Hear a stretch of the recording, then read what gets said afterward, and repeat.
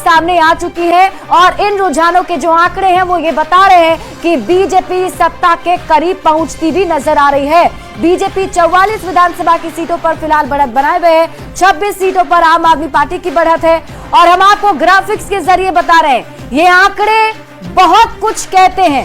ये वही आंकड़े हैं जो सरकार बनाने में मदद करती है और इन्हीं आंकड़ों को टच करने के लिए ही दिल्ली में जी तोड़ मेहनत की गई, आम आदमी पार्टी हो या फिर बीजेपी या फिर कांग्रेस। तो अब आप देखें 35 सीट, जिस तरीके से हमने आपको बताया कि आम आदमी पार्टी जो है फिलहाल 27 सीटों पर बढ़त बनाए हुए है और बीजेपी प्लस 43 सीटों पर लगातार बरकरार है बढ़त के साथ। और ये आंकड़े बीजेपी के पक्ष में जाते हुए नजर आ रहे हैं। जो शुरुआती रुझान है वो कहीं ना कहीं बीजेपी के पक्ष में जाती हुई और ये कहती हुई कि बीजेपी की सरकार दिल्ली में बन सकती है। और जैसा कि आपको पहले से पता है, एग्जिट पोल के भी जो आंकड़े बताए जा रहे थे वो भी कुछ इसी प्रकार के थे। 10 में से 8 एग्जिट पोल ने बीजेपी को ही सरकार बनाने के पक्ष में जो है आंकड़े दिखाए थे और आम आदमी पार्टी सिर्फ 2 ऐसे एग्जिट पोल थे इसमें बताया था कि आम आदमी पार्टी की सरकार बन सकती है दिल्ली में। लेकिन फिलहाल जो आप रुझानों की बात कर रहे हैं, हम इन रुझानों में भी बीजेपी बढ़त बनाए हुए है और 43 विधानसभा की सीटों पर बीजेपी का बढ़त लगातार बरकरार है। 27 सीटों पर आम आदमी पार्टी जो है उसने अपनी बढ़त बनाई हुई है। और बड़ी खबर यह है कि अब अरविंद केजरीवाल ने बढ़त बना ली अपनी सीट पर। नई दिल्ली विधानसभा सीट पर अरविंद केजरीवाल फिलहाल आगे चल रहे हैं। सीएम आतिशी कालकाजी विधानसभा सीट से भी पीछे चल रही हैं। रमेश विदुड़ी बीजेपी के जो उम्मीदवार हैं कालकाजी सीट से, वो फिलहाल आगे चल रहे हैं। और ये सीएम आतिशी की तस्वीर हम आपको दिखाने लगता है कुछ कह रही हैं।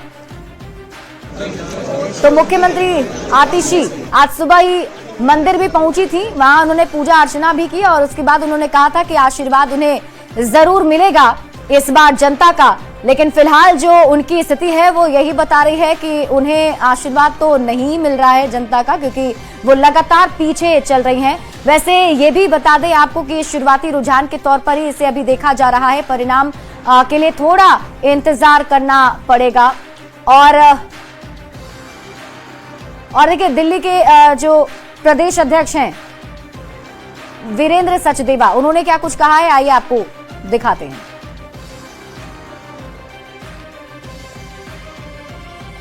भारतीय जनता पार्टी का कार्यकर्ता मुख्यमंत्री बनेगा, केंद्रीय नेतृत्व तय करेगा। आम आदमी पार्टी के सभी परिचय हार रहे हैं सर, क्या कहना चाहेंगे? भ्रष्टाचार करेंगे, चोरी करेंगे तो जनता वैसे ही परिणाम देगी जो जनता को धोखा देने वाले को देना चाहिए। Thank you sir.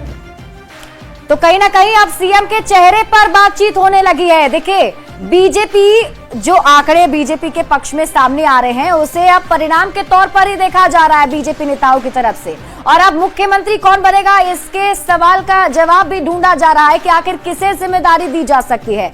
और जैसा कि अभी आपने सुना, दिल्ली बीजेपी के प्रदेश अध्यक्ष बता रहे थे कि वो सब कुछ तय किया जाएगा बाद में। हालांकि आपको बताएं कि इस बार जो विधानसभा का चुनाव दिल्ली में लड़ा गया वो प्रधानमंत्री नरेंद्र मोदी के चेहरे पर ही लड़ा गया था।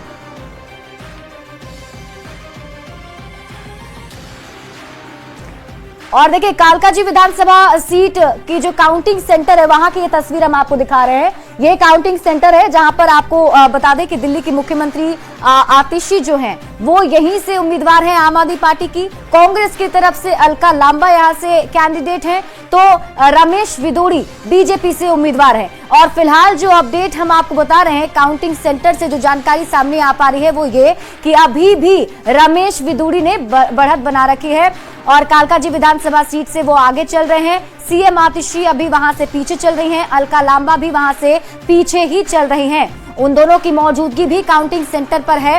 और असितनाथ तिवारी जी हमारे साथ लगातार बने हुए हैं। असितनाथ जी, भले ही कम वोटों से ही सही लेकिन अरविंद केजरीवाल ने अब बढ़त बना रखी है, आप तो कहते हैं कि तीनों ही हार जाएंगे। देखिए अभी तो काउंटिंग हो रही है और जिस तरह का माहौल दिल्ली में बना है और उसमें सबसे ज्यादा